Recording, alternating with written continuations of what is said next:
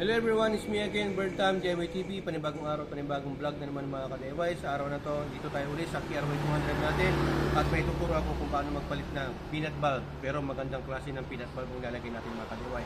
Para ka naka-headlight. Shoutout muna natin, alam sa vlog, tara na!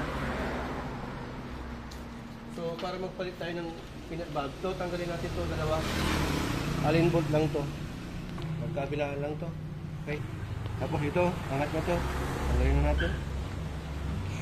Tapos ito yung peanut bulb. Iputin mo lang yan mga kapatid. So ayan, yan ang papalitan natin. Yung stock bulb po nito na peanut T10, 5 watts lang po ito. Papalitan natin na mas maliwanag para naka-headlight. Unbox natin. Kawis. Ang dami kong in-order mga ka-DIY kasi may motor parts po tayo dito. HPT motor parts po yung shop natin.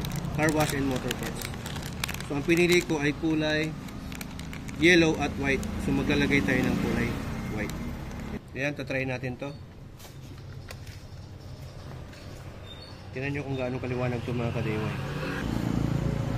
Yan. Wow, liwanag. Lalo pag lalagay mo dito. Oh, di ba? Liwanag, no? Yan po yung stock na kulay dapat ng park light natin. Ito po kasi yung sa park light T10. Okay? Yan yung yellow or amber. So yan, try natin yung puti mga ka-DIY. Yan. Kasi lalagay natin sa... O, diba? Lakas, no? Patay mo ilaw. O, diba? Parang headlight sa liwanag. Park light lang po yan mga ka-DIY. Hindi po yung headlight. Yan po yung headlight niya. Diba? Ang ganda. Ano kaya lalagay natin? Yung ilaw o yung ano, white? So yun mga ka-DIY. Pero ang napili ko itong puti. Sa park light naman, pwede naman po ang ano, dilaw at puti. Okay? So yan, final po natin ay puti. Kaya humalakas to mga ka-DIY dahil ano, projector type po ito. Saka LED na to. Hindi po kayo ma-access sa battery yan, sir? No, ang LED type na mga bulb ay hindi po talaga ma-access sa battery. Kaya ho sila nag-invento ng LED para na sa ganun ay hindi ho ma-access sa battery or sa kuryente.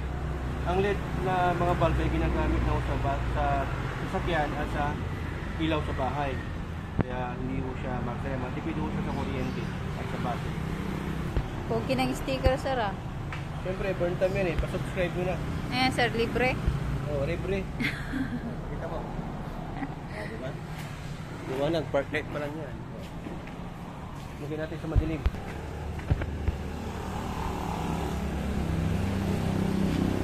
Diba? Liwanag na. Park light pa lang yan. Parang gano'n sa likod niya. LED type din.